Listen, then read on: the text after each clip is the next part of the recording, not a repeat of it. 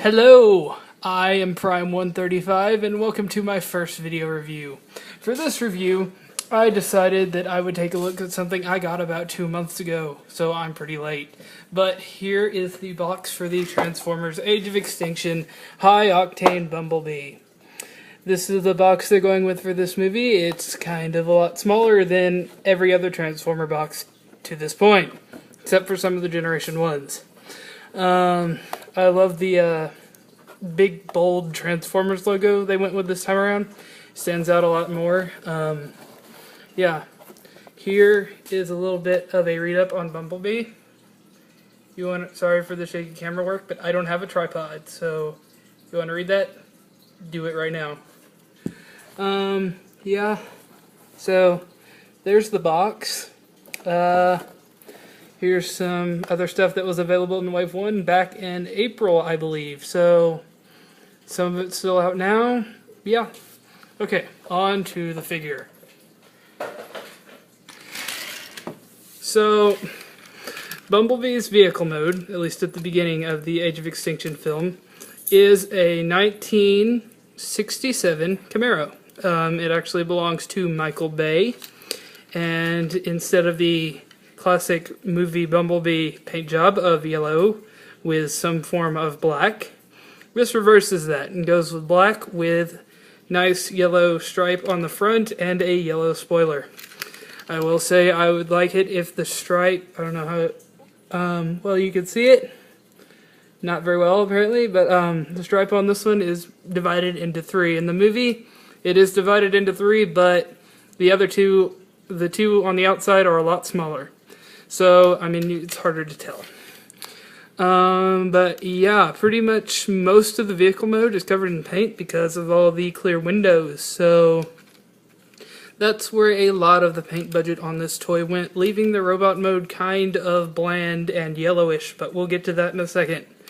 Okay, to transform this, you start off by, you can't see that, opening up the doors. It helps if you grab it by this little nub there at the bottom section. Do that on both sides. Then you want to take the entire hood section and flip it down. That will free up these side panels. You want to flip those out. Then you want to go to the back. You want to take the back section with the spoiler and the wheels, and you want to split it down the middle.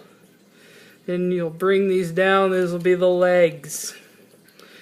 Then you're going to take the roof section. You're going to bring this up on this double hinge. Be careful. I think this clip is clear plastic, this hinge, so it's very, very prone to breaking. If anything on this is going to break, I would be worried about that hinge. And maybe these clips are the doors because they have cracked a little bit. I don't know if you could see any of that. I wasn't looking at the camera.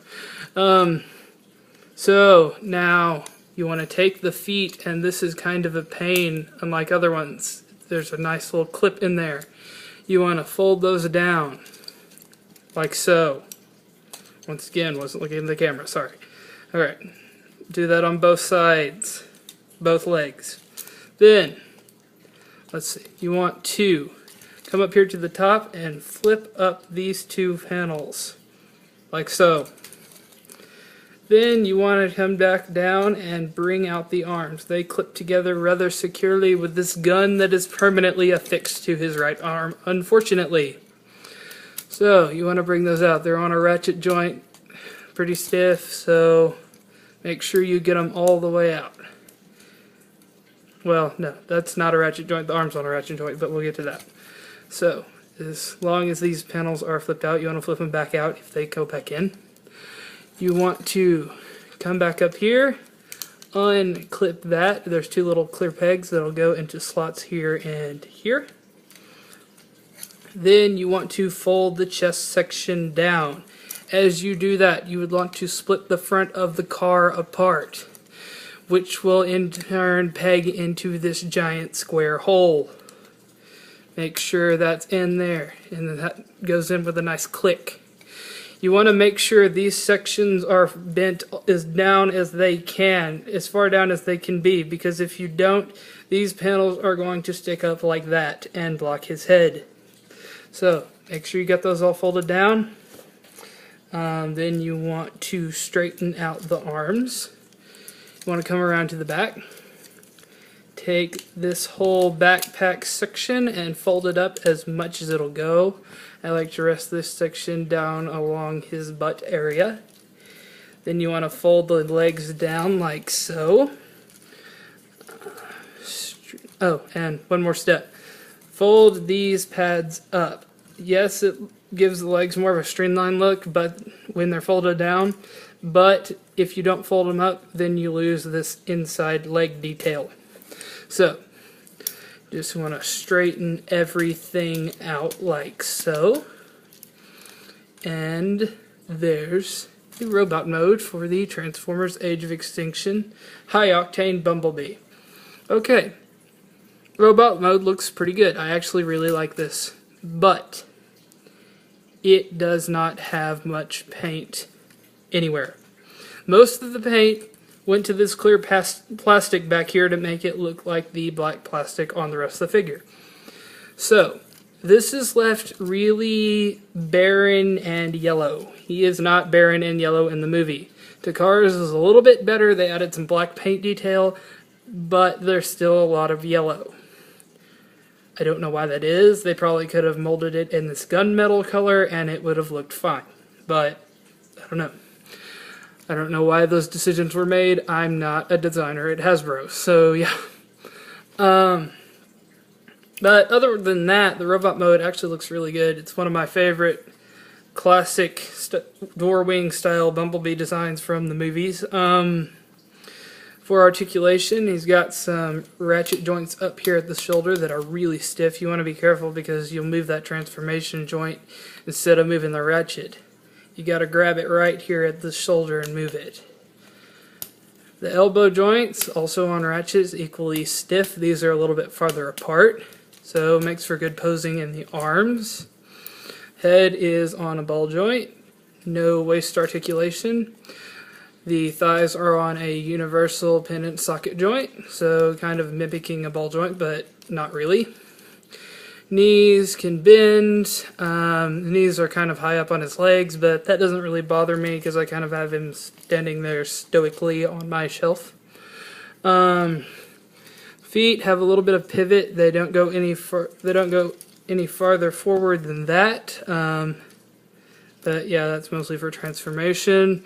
Same here, mostly for transformation, but there is kind of a mid-shin bend. You can bend that forward. I guess for running poses, like so, something like that. You can't see that there, something like that. I promise if you can't see any of this, I'll do better next time. So yeah, so yeah, that's about it for articulation. I mean, all in all, he's pretty good. Pretty nice little figure, especially I know now Walmart's lowered their deluxes back down to $10, which $9.96, which they haven't been for a long time. So it's a pretty good value. This weapon here is one of those friction fire missiles. So what you want to do is you want to put your finger here on the tab, put your thumb back here on the butt of the missile, and give it a push. And depending on how hard you push it, depends on how hard it fires. I am terrible at them, so it's not going to go very far. But yeah, you've also got some nice detail on the inside of the door wings here. Little speaker, some handle, little handle. It looks like there might be an armrest in there. But yeah, all in all, pretty nice. So yeah, I'd recommend it. So this has been my very first video review. I plan on doing more. Since Age of Extinction is mostly over and I prefer Masterpiece 2 Generations, I'm probably going to be doing a lot of old figure reviews. Probably some Armada line stuff. I've got a lot of movie stuff I could review. Generation 1, just pretty much whatever I decide to take off my shelf. I will be reviewing the Autobot 5-pack, the Generations Deluxe Lockdown. and the Farmageddon set from Age of Extinction, and a deluxe cost stinger if we get one. But other than that, I will probably just be doing masterpiece reviews, maybe a Star Trek video review or something.